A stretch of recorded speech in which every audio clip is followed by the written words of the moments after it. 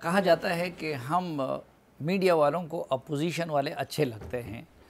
تو اس کی ایک وجہ بھی ہے۔ ایک تو ہمارا کام بنیادی طور پر تنقید کرنا ہے اور غلطیاں نکالنا ہے، لیکن اس میں ہمیں ایک سماجی مسئلہ بھی آ جاتا ہے۔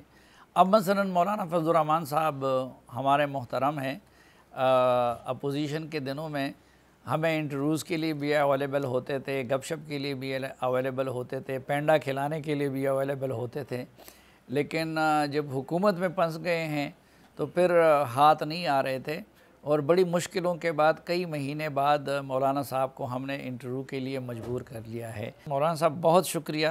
وقت دینے کے لیے۔ اور سب سے پہلے مجھے ایک کھلا تضاد نظر آتا ہے، یہ جو اسمبلیاں ہیں، میں بھی ان کو جعلی کہتا تھا، آپ بھی ان کو جعلی کہتے تھے، اور الیکشن میں جو کچھ ہوا، آر ٹی ایس کو جس طرح فیل کیا گیا، پولنگ ایجنٹوں کو نکالا گیا، باقی سب کچھ، تو اس اسمبلی کی اور اس کی تو کوئی کریڈیبلٹی نہیں ہے، اس سینٹ کی۔ آپ لوگ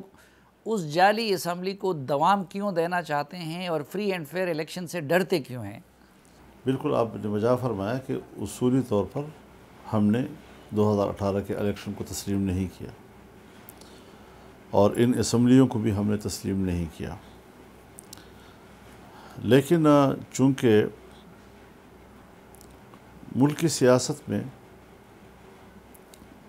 تنہا ہم نہیں لڑ رہے تھے، ہم عدم اعتماد اور اسمبلیوں کے اندر تبدیلی لانے سے اصولی طور پر اختلاف رکھتے تھے،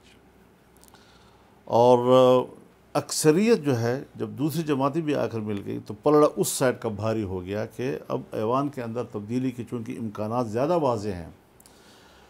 تو بھی ہم نے عدم اعتماد میں پی ٹی آئی کے لوگوں کا ووٹ نہیں لیا، اور جو پولیٹیکل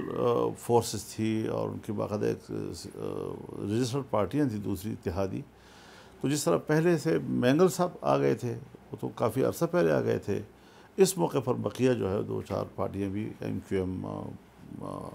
باپ پارٹی اور دوسرے آئے، تو یہ جب ایک ماحول بن گیا، اور اس ایک طرف پورے ملک میں عمران خان کی کارکردگی سے جو لوگ مایوس تھے اور اس کو ہر قیمت پر جلد از جلد اتارنے کی توقع اور تمنا رکھ رہے تھے، تو وہ جو معروضی کیفیت تھی اور معروضی ضرورت تھی وہ غالب آ گئی، اور پھر ظاہر ہے جی کہ اس وقت اتحاد کو توڑنا، ان سے الگ ہونا، وہ شاید پھر اس عنصر کو زیادہ تقویت دیتا کہ جس سے قوم نجات حاصل کرنا چاہتی تھی، تو ان حالات میں پھر جو سب دوستوں نے سوچا